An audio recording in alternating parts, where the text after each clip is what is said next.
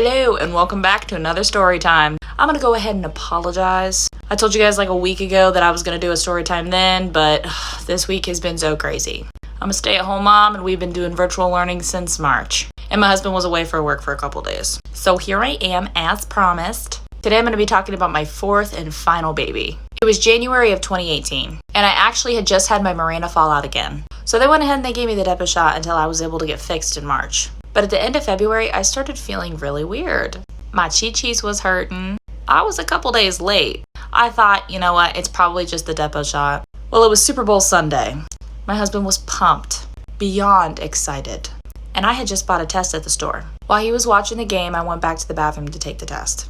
I sat there for a few minutes, and I swear in that moment, time just stood still. I could not believe it. I was more shocked with my fourth baby than I ever was with any of my other pregnancies. So obviously the test was positive, and I go out to tell Chance, my husband. And when I told him, he was like, no, guys, we already had 3 children, so this absolutely was not planned. One single bit.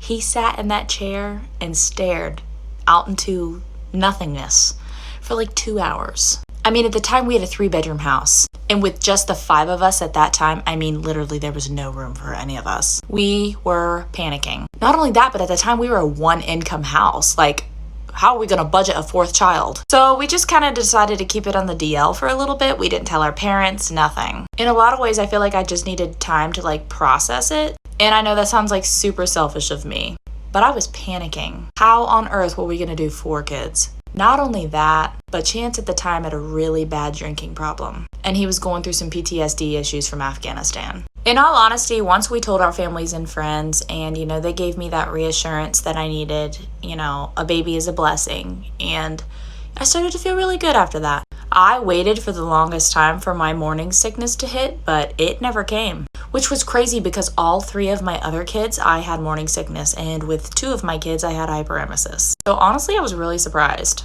but I was still really nervous. If you guys watched my last story, I actually had the placenta abruption with my 3rd baby, so that thought played into my head quite a bit. For the most part, I had a good pregnancy though, but at the end, that shit hurt.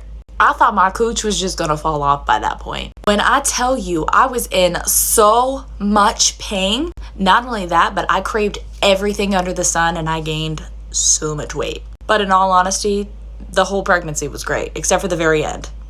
That was not okay. That was not cool. Into my pregnancy, I started to get really nervous. I was in a lot of pain, but I told him that he had to stop drinking. I have a history of early labor. I was terrified that he was going to get drunk and I was going to have to drive myself to the hospital. There was a couple times I actually thought about just going back home to Ohio and having my family help me because I just felt like I could not depend on him. There was one night I was having some like minor contractions and they weren't consistent, but I was just afraid because he was drunk. And I just remember thinking in that moment, like, who has he become? I saw the pain in his eyes and I felt for him, but I was so mad at him. Here I was with the responsibility of 3 children by myself, like 99.9% of the time, and about to go into labor. And here he was just getting drunk and playing video games all the time. I was hurt, but during that time I couldn't say anything to him. So I held it in. But I was about 38 weeks pregnant, and Chance finally agreed to stop drinking. At least until I had the baby. And when I tell y'all this baby would not get out of me, I was doing anything and everything I could. We did the nasty, we walked, we did yoga, we ate spicy foods, we tried everything and nothing would work. Finally, my sister calls me and says, hey, you should eat some Flamin' Hot Cheetos. I was like, I girl bet. I ate 2 giant bags of Flamin' Hot Cheetos and your girl was in labor like that. Thank God, because my cookie cannot handle it no more. So I'm having consistent contractions. My husband calls this chain of command and he's like, hey, wife's in labor. And they're like, can she like wait a little bit? We need some help at the motor pool. Welcome to the freaking army. He was like, no, we gotta go to the doctor.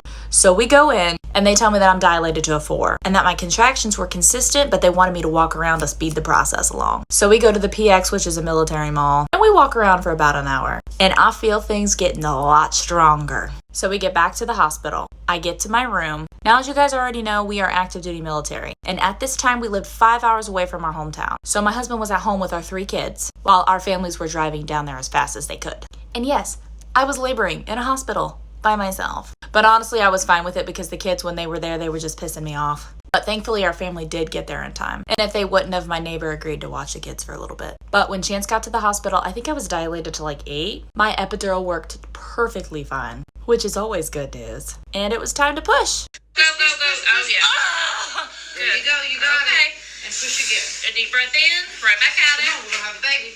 And push. I only pushed for 4 minutes, and she was finally out of me.